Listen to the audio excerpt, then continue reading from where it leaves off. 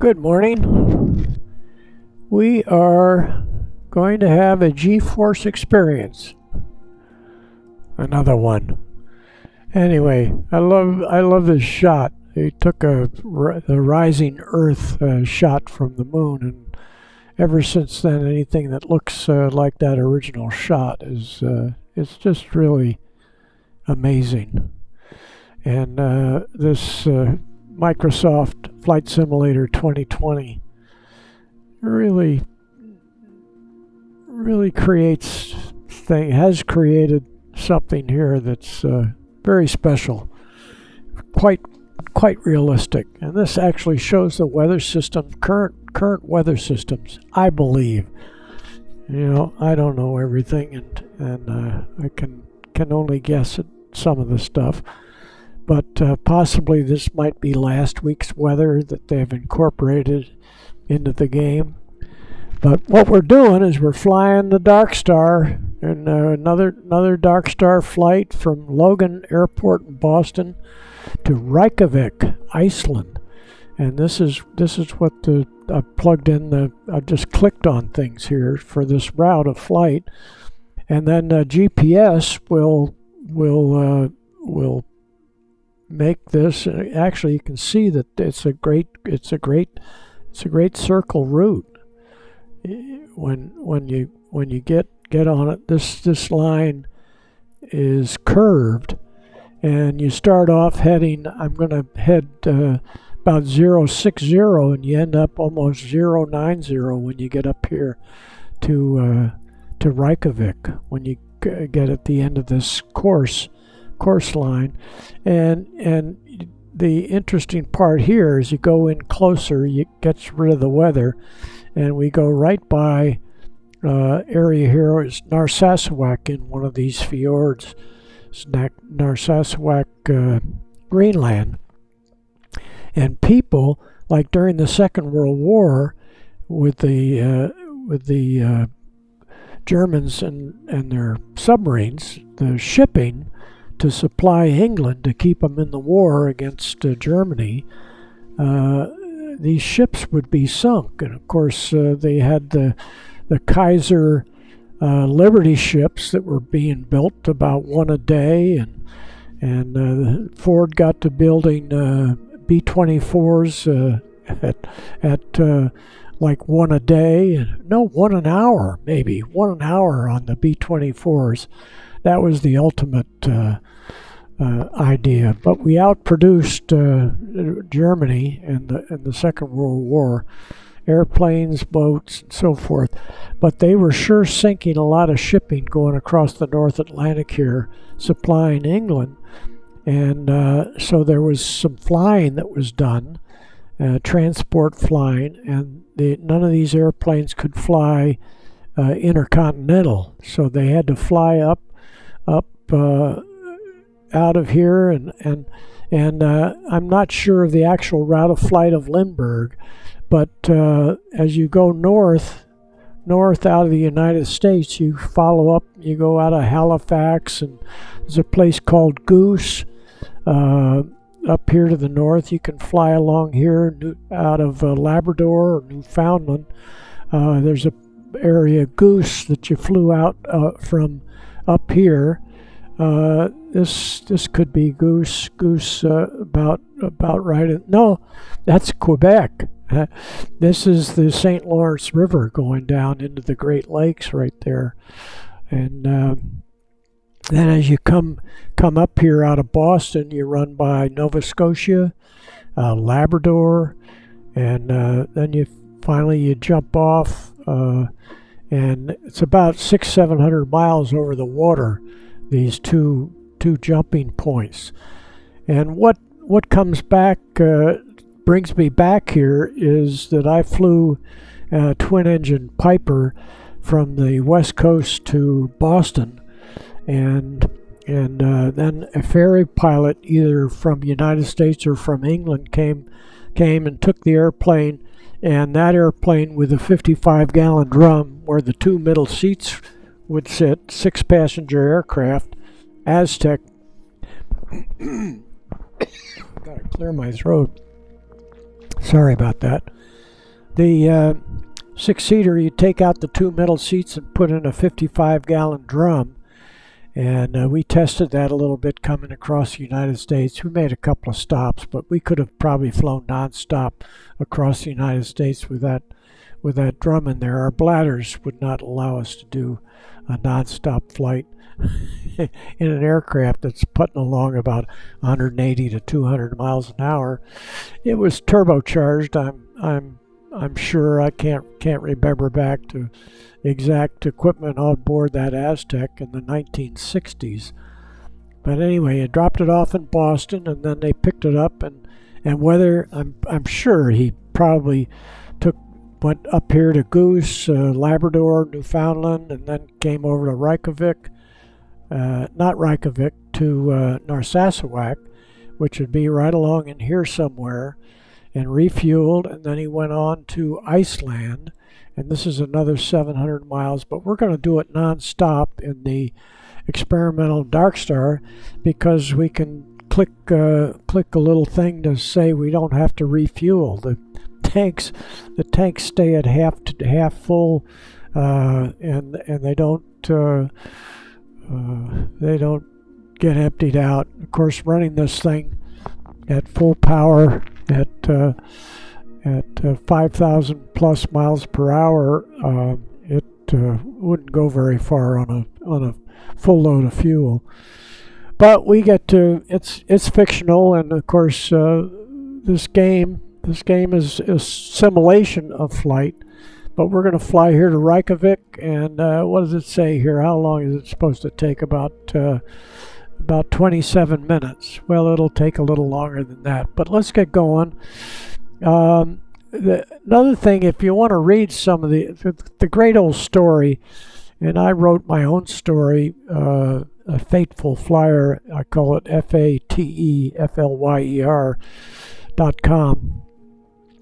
And I wrote this story. It's my autobiography about my flying days, from first learning to fly and soloing in Norfolk, Virginia, to ending up flying the mail from Eureka, Northern California to San Francisco 6 nights a week, and in an English airplane, which was actually the guy that sold us the de Havilland Dove from England, 1947 airplane. He was the owner of the Aztec, and I flew. His name is Ron Webster. He's gone. He's died. The guy that set me up on the mail run, he's gone. And anyway, I'm still here to talk about it. Fortunately or unfortunately. Anyway, thanks for coming along. And anyway, talking about the inspiration for writing my story, my autobiography, just the flying part of my life, was a guy named Earnest K. Gann. And Ernie Gann wrote many books. Probably the most famous is The High and the Mighty. He wrote Island in the Sky. And Island in the Sky was about an aircraft that ended up, they couldn't find the radio range. The navigation was hit and miss. Back in those days, they had weak radio ranges, nothing like the GPS that you have today. And Island in the Sky was where they flew north, and this is all flat because of this ice. This scratches the surface down to nothing, and takes the big bumps out. But it still is freezing. You're out in the middle of nowhere. And they filmed it up in Truckee, Tahoe, which is an area that I've done a lot of flying in and out of the north end of Lake Tahoe. And Truckee is at the north end there. And that's where they filmed it. They had DC-3s, famous old airplane. God, they built thousands, maybe 20,000 of those DC-3s. Some are still flying today, not too many. And anyway, the one that was my inspiration was Fate is the Hunter by Ernie Gann. It's still in print, and you can buy it on Amazon. His son, Steve Gann, lives here in Monterey. He's a photographer, retired. He's in his 80s. I'm 86 and still think I'm flying, but I'm safest on the ground. So here we go. We're gonna do this this flight, and Ernie Gann, of course, talks about they're flying cargo and probably B-24s across here. They equip some of these bombers to carry food, medical supplies, whatever.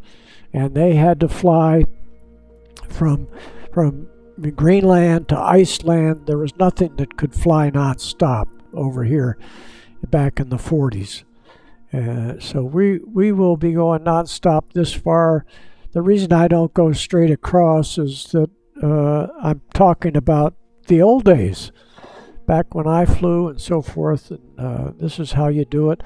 And today, when they still ferry single-engine aircraft and small twins, they still go this approximate route past. They stop in Narsarsuaq, Greenland, and Iceland, Reykjavik, Iceland, and then they go on over to Ireland and all on down into England. And I don't know what that is there. Mount St. Michael. I could bring that in. Okay, here we go. Here's England up in here. Heathrow. There's Heathrow Airport right up there. And of course, not De Gaulle, but Lindbergh flew all the way to Paris. Lindbergh married a woman, the daughter of a farmer in Carmel Valley. I can't think of his last name. I might come up with it while I'm babbling. But his wife, when they had the baby that was kidnapped and all that bad stuff, she was from Carmel Valley, and there's pictures of Lindbergh, not close-up pictures, far away pictures. There's probably close-ups, but he flew a glider right adjacent to the ranch. I can't think of the last name. He owned a large ranch at the mouth of the Carmel Valley. Okay, enough of that. If I think about what the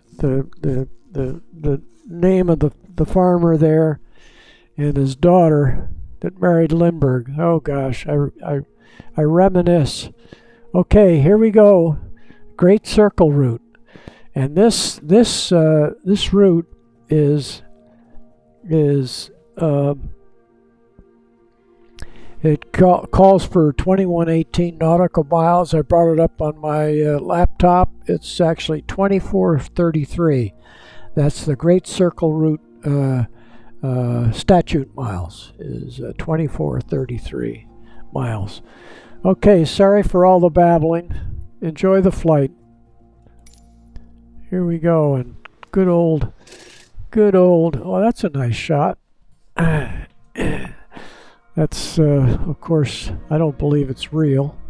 It could be, but these fellows here, they do have animals in this while this is booting up, and Boston Tower experimental flight 27 Bravo Charlie ready at runway for right departure to the north. So here. Experimental flight 27 Bravo Charlie altimeter 29er.9er 2 wind 284 at 4. Departure to the north approved. So Cleared for takeoff runway 4 right. We're taking off on runway 4 right from Cleared Logan. for I takeoff did runway land here. I 4 right, never took off from experimental this 7 Bravo airport. I Charlie. flew out in a airliner going back to the west coast after I dropped off the Aztec. And we have to click ready to fly, but quickly we're going to take off on runway 4, and then our route of flight will be 050. So we go ready to fly, and we're out on the runway.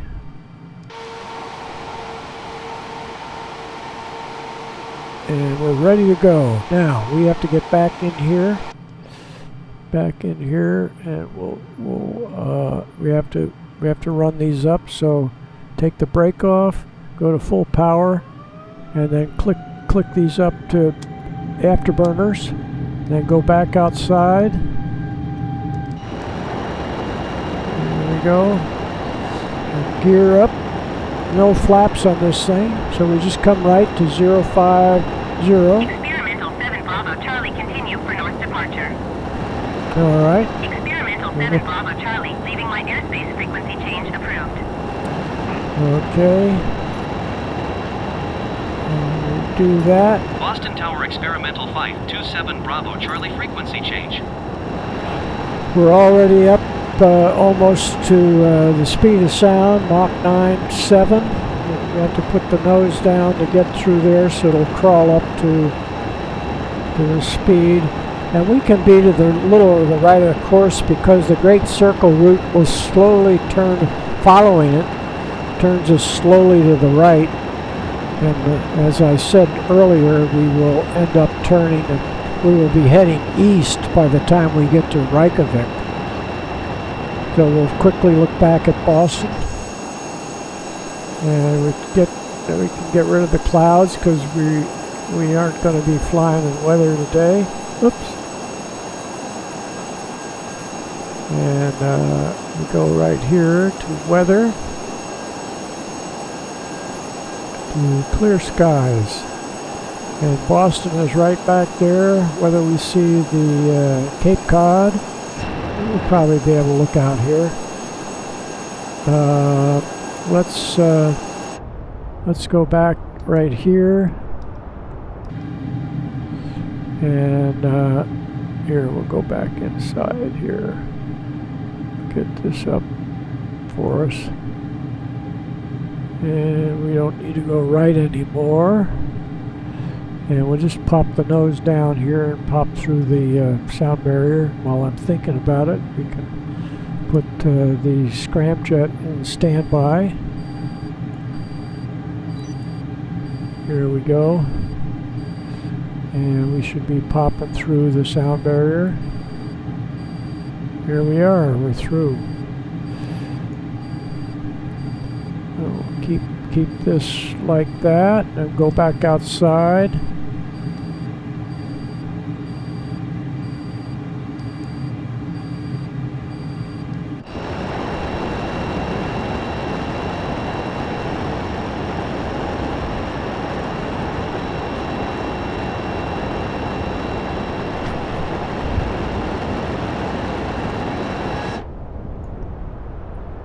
And we can look back. Can't quite see Cape Cod, but that would be right over in there. And now we get back in here.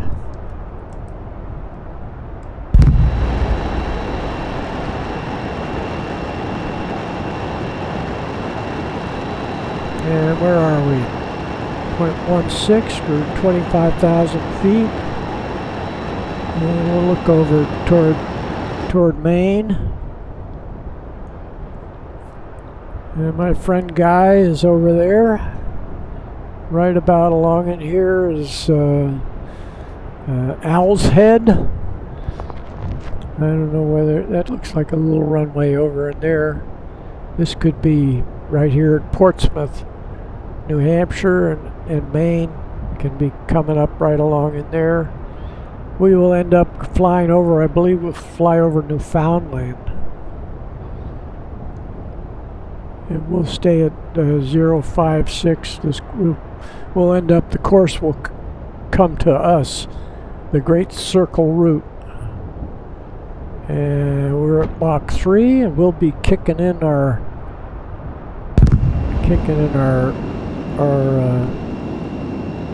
scramjets. They're kicking in right now.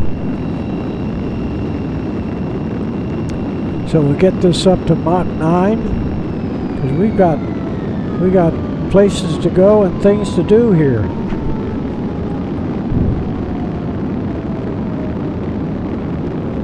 Okay, 50,000 feet. Mach 6.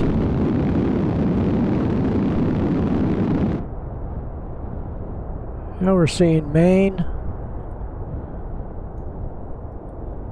We'll be seeing, we'll see if we bring the, let's see what we do with the sun to make it a little clearer down there.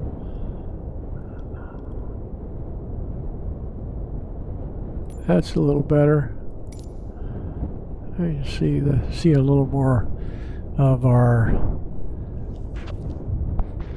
I call it topography, geography, and we're getting up to Nova Scotia. We're probably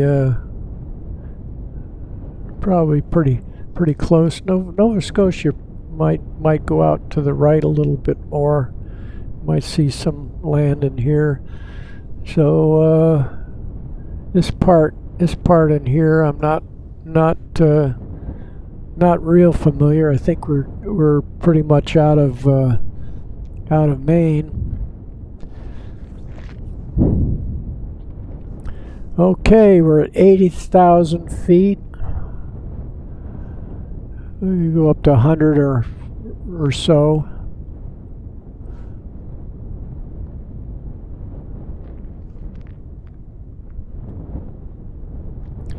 Yeah, there's Nova Scotia out in here.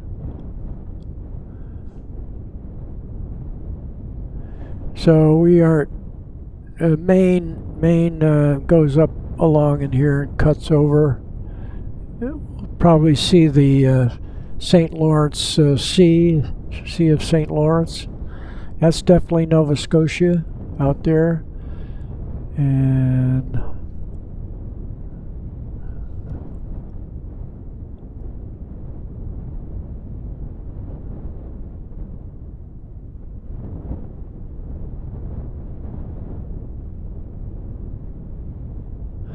yeah, so this is New Brunswick is what we're over right now. New Brunswick, Canada. St. John.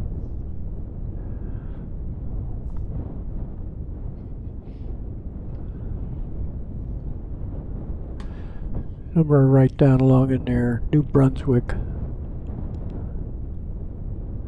I mean, yeah. Nova Scotia. And then we will see Labrador.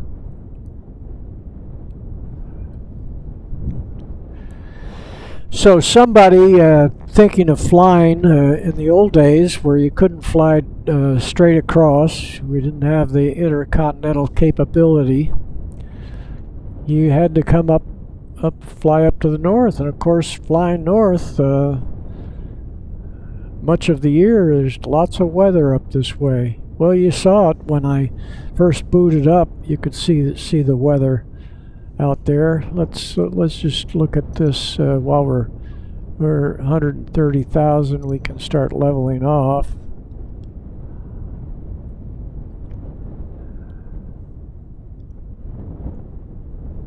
You can see that the course is starting to get to our heading, so we will slow down our climb. Well, we've leveled off.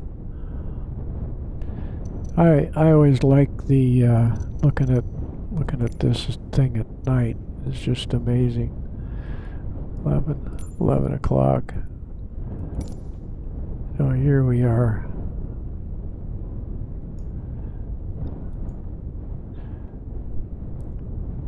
It is it is something else. Look at going out to space.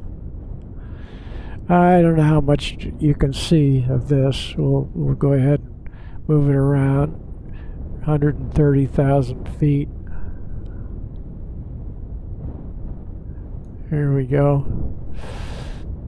We're coming down now. I gotta bring it back up. We're Mach 9.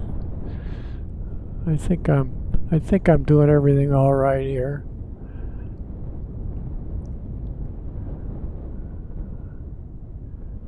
We're down to 120,000. Mach 9.7. Okay, let's get back. Let's see, before I get lost here. We're around 11 o'clock.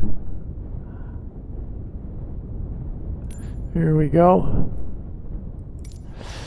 Okay, let's see if we see the St. Lawrence. This could be, yeah. This is the St. Lawrence, Sea of St. Lawrence or something like that. Let's see if we can bring that up.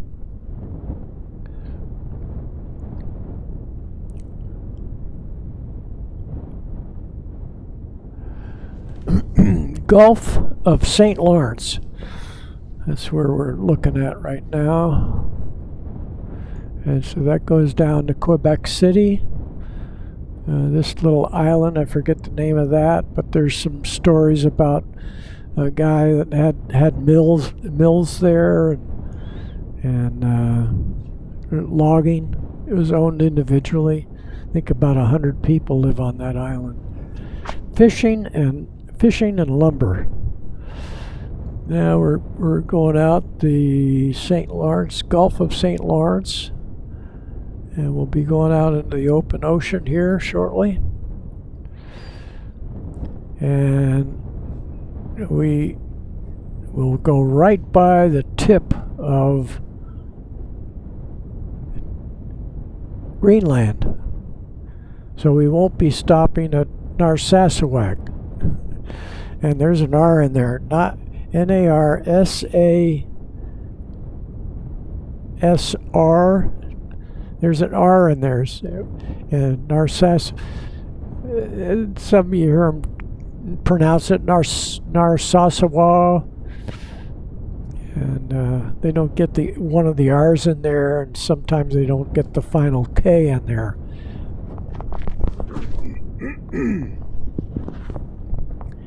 But the way I heard it was Narsarsuaq and Reykjavik. Reykjavik, most people pronounce Reykjavik, Iceland, the way I just did, Reykjavik.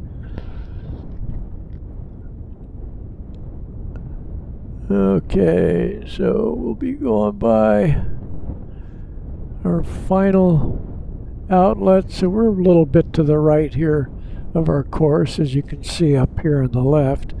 And go back inside and watch in there. Yeah, we don't see the course on our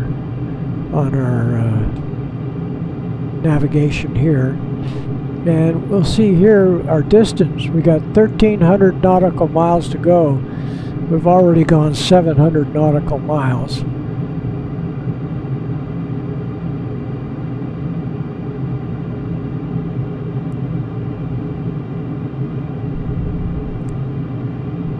Yeah, we're heading out to sea, the North Sea. Gosh, can you imagine being on a defenseless Liberty ship? They have one of them left, Jeremiah O'Brien, actually still operates. It's a floating museum, and they build them up in Richmond, California. North of Berkeley, north of Oakland there, Richmond, and going across the North Bay, San Pablo Bay up there, and the north end of San Francisco Bay, between Marin and, coming over to the East Bay. They call that Richmond right in there. And there's the Richmond-San Rafael Bridge that goes across right there. And just Scandinavian 9er 25 climb and maintain flight level 400. Just to the right of the bridge, or actually as you're heading west, just to the left in Richmond, is where they were building United 160 descend and maintain flight level 360. The Liberty ships.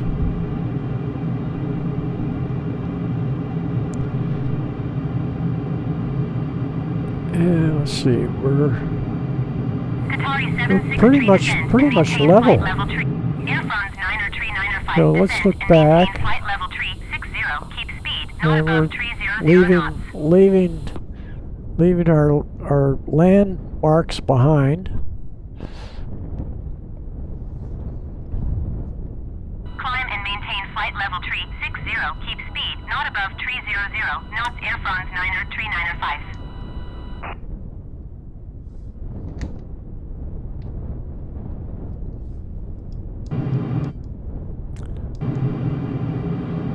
Okay. 8.88 knots per hour. No, Mach 8.88. Now it's 8.90. We must be coming down a little bit. And how are we doing on our... Yeah, we're doing pretty good on our course. We'll just hold this course until the course starts coming back in.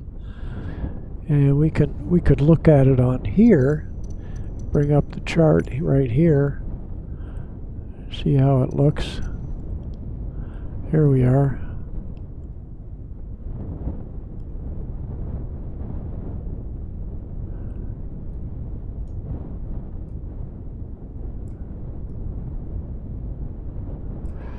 Make sure we don't go. We want to see Greenland. We better keep my airplane on here. There we are, moving along. It's all fiction. The Darkstar movie stuff. Look at, we're at 144,000. Climbing ever so slightly, but this is, we're stay up in the thin air, and we look at how it's got a little glitch in my program. It kind of bounces off the, I say it bounces off the ionosphere, skipping over the ocean like a stone.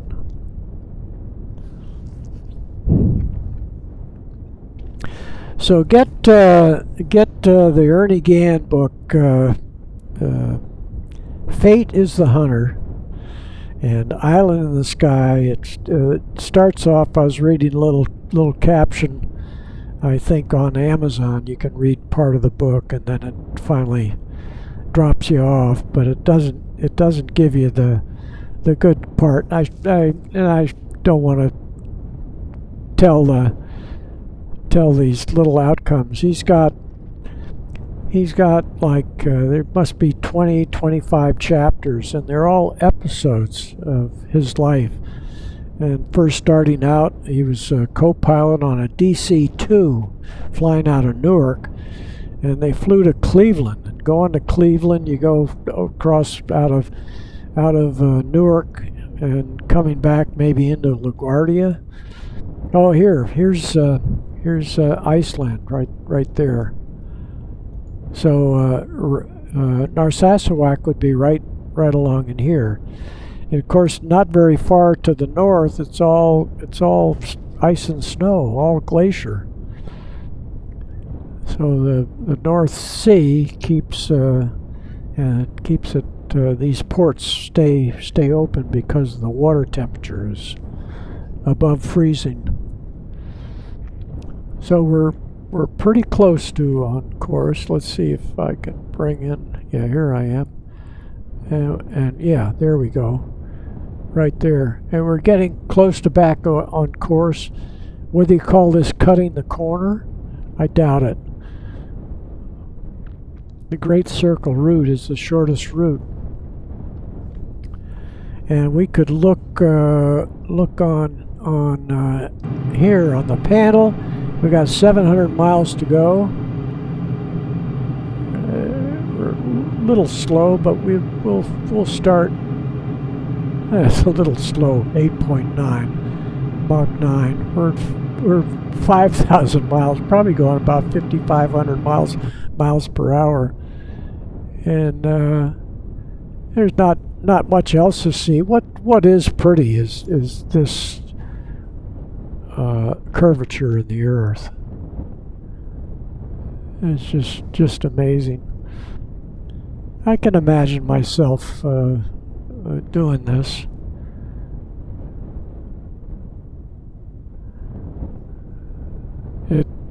It's lonely and dangerous. There's a guy that he's pretty scarred up from some kind of accident he had. His name's Butch, and he flew the SR-71. His stories are just fantastic. He's a motivational speaker. I can't think of his last name right now. But SR-71 pilot, go to YouTube, and I think his first name is Butch, and he's entertaining, and I'm not going to give away any of his good stuff. But Ernie Gann, Island in the Sky, wrote The High and the Mighty. They made that in a movie with John Wayne about a flight out of Hawaii to Oakland, and just some great stories. Ernie Gann.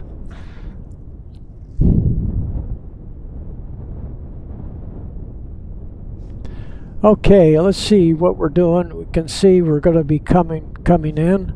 See how the course our course is 080, so we can start going to the right a little bit, because we're going to intercept here. We're going to start seeing this line come in, our course line come in to match up.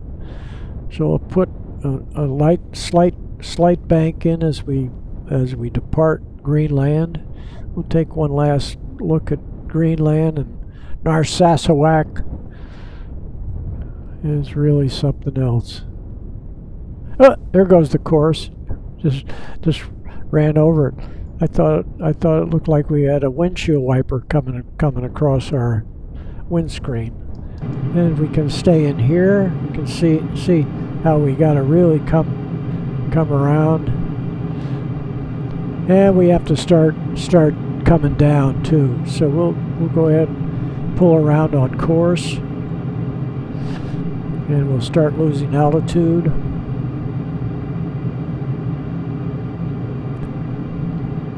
And of course that slows us down a little bit, pulling some G's.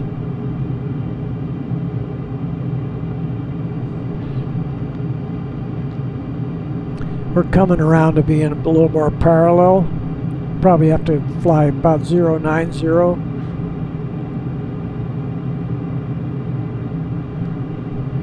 See how our heading is paralleling the magenta line down here on the right here. Now we've got a little course correction to re-intercept our course line. Now we can put our wings back level. Keep the nose down. At about 200 miles, we'll start thinking about slowing down. And we'll stay at about 090. And then we'll go ahead and bring in our chart again. Here we go.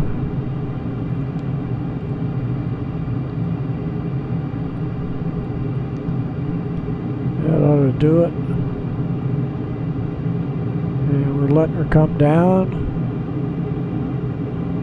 140,000.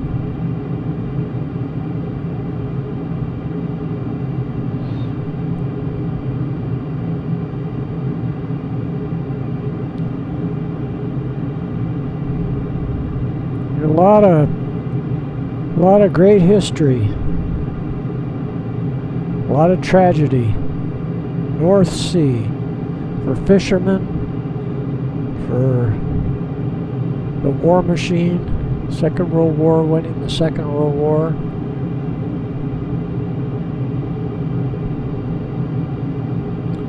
Here we're down to 200 miles. We're starting to see Iceland come in on our view.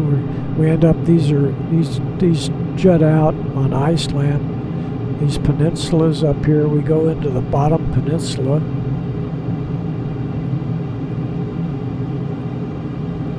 you can see the peninsulas. We'll just come in here and make a left turn to land, go over this little bit of land right here. So we need to stay to the right a little bit because we're going to want to line up. Okay, we're down to 90,000.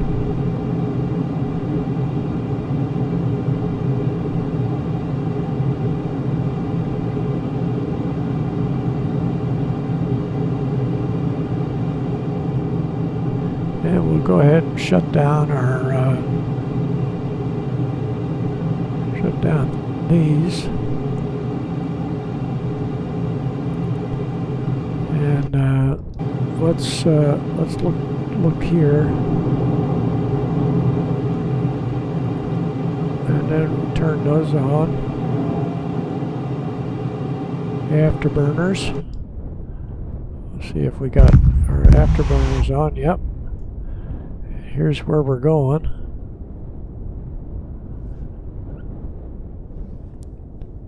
And we got full power. We're Mach 4.5.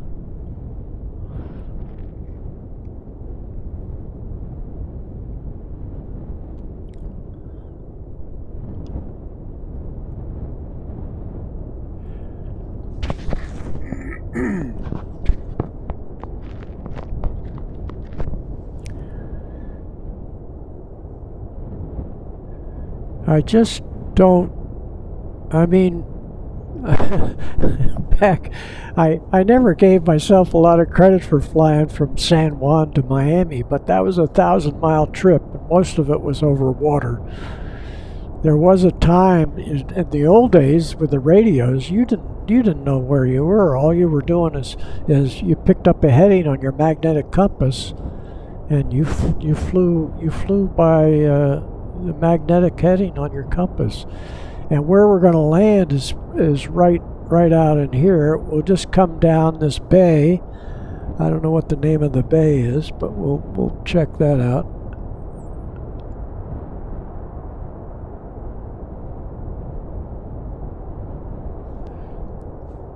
We'll check that out. There's Reykjavik. I have my little laptop here. This point that sticks out over here. There's another airport. Keflavik. So we could land at an airport out here that probably didn't exist back then. So we're going to go, I believe it's right in here is where Reykjavik is. Yeah, this little peninsula sticks out. We'll find it. Down to 50,000 feet. Now we can start coming back on our power.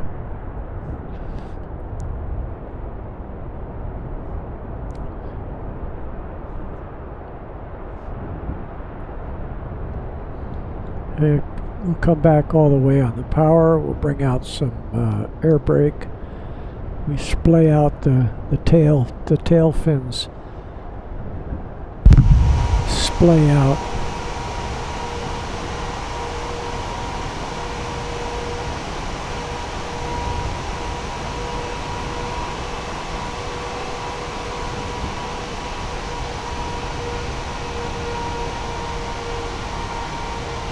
Okay, let's see how we're doing here.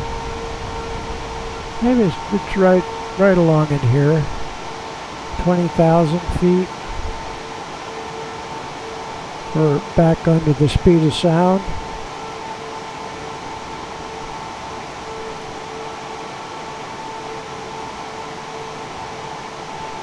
Yeah, it looks like the city is right there, so we should be seeing an airport along there.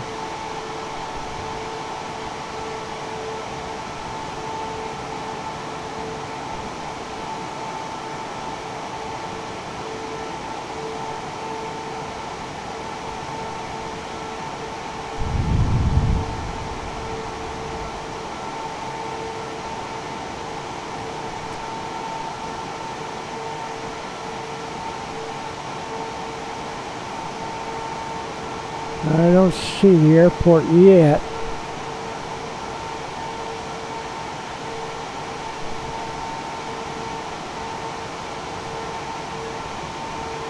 11,000. We'll go ahead and get rid of the air brakes.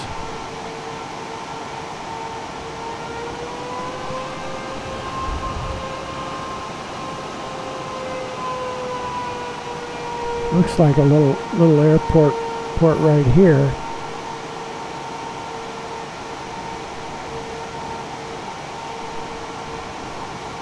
No, I'm not sure.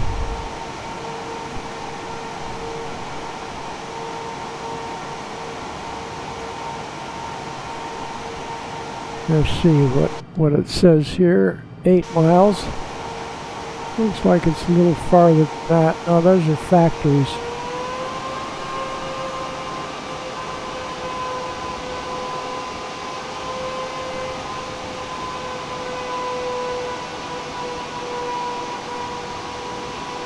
I don't quite see it yet.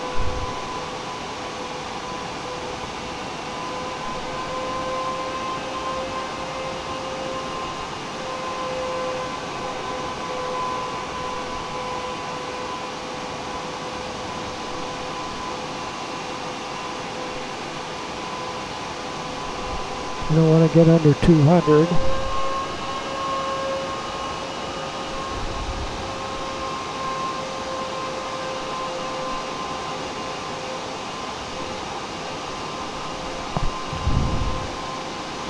I might have to fly over it.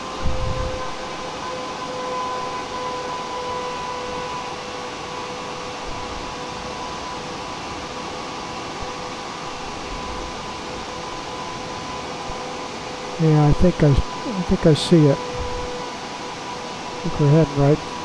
Yeah, we're not quite sure.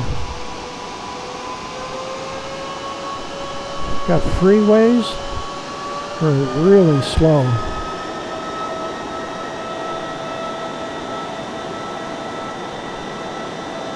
That I thought was the airport. That's the golf course.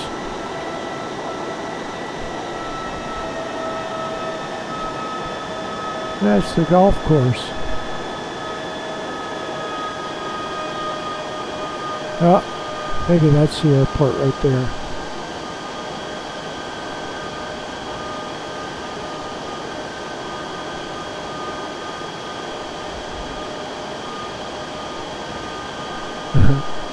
There wasn't this much here when okay, off to our left.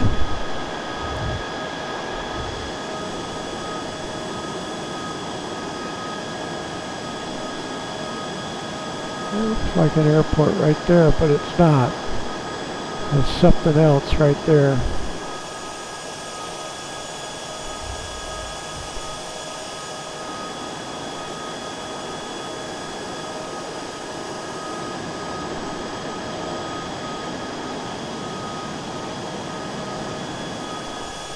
Boy, I am lost over Reykjavik.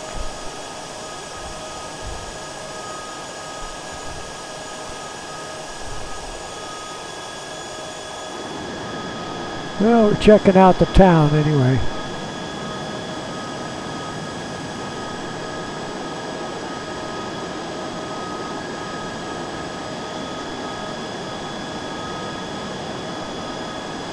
Okay, we'll just keep coming around. We're probably right about in there.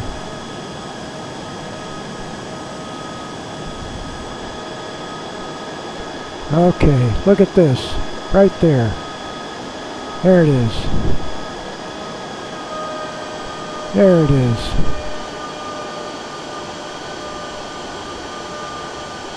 There it is. So we'll come back in. We'll come in over this tip right out here, and I'll put the wheels down. Boy, look at that beautiful bay! Wow, lots of active volcanoes up here. Now we know where we are. Sorry about that. Now we got to look back, see how we're doing lining up. Okay. Right, come right back, right over that tip right there.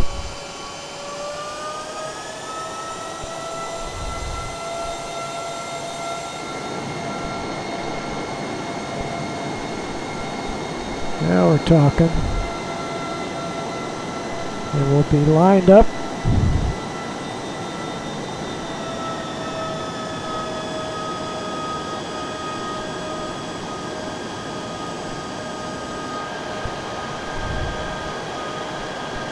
Come on around here. There we go.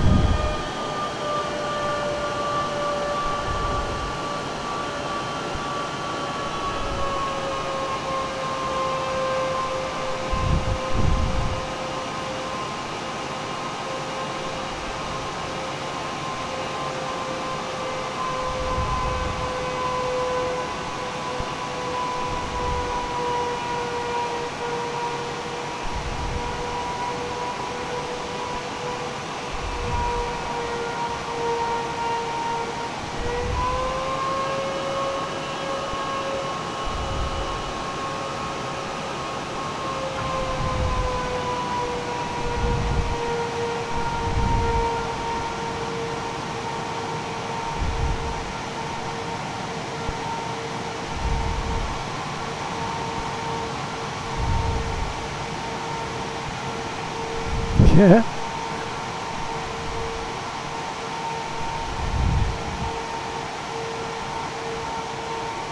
Okay. We'll let them come out and get us.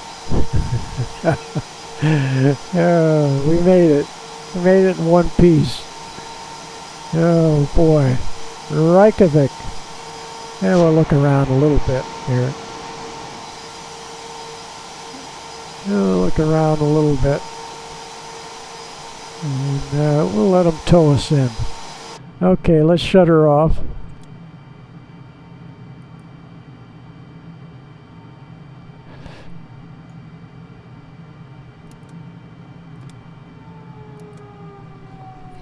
Enough of this.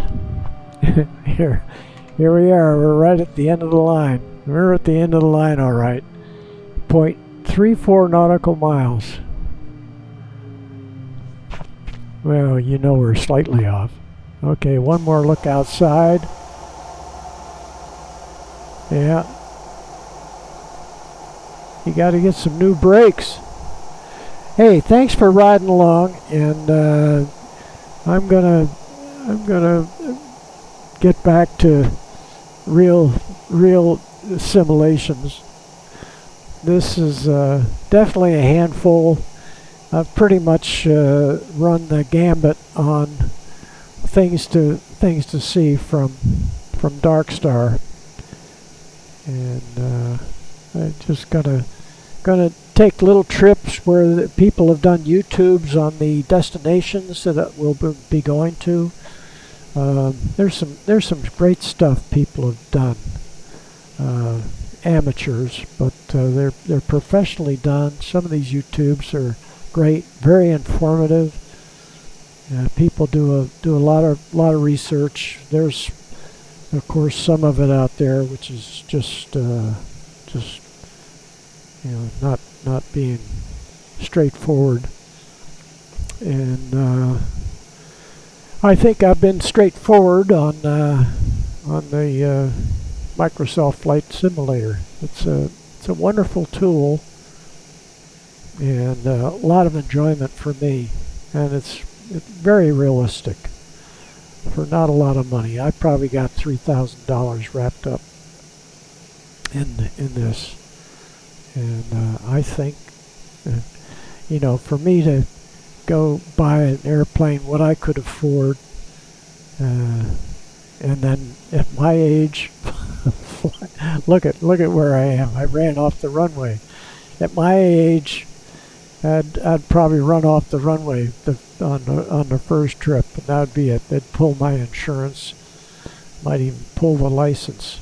But the feds are a little slow on doing stuff like that. They let people get into too much trouble. Okay, thanks for riding along.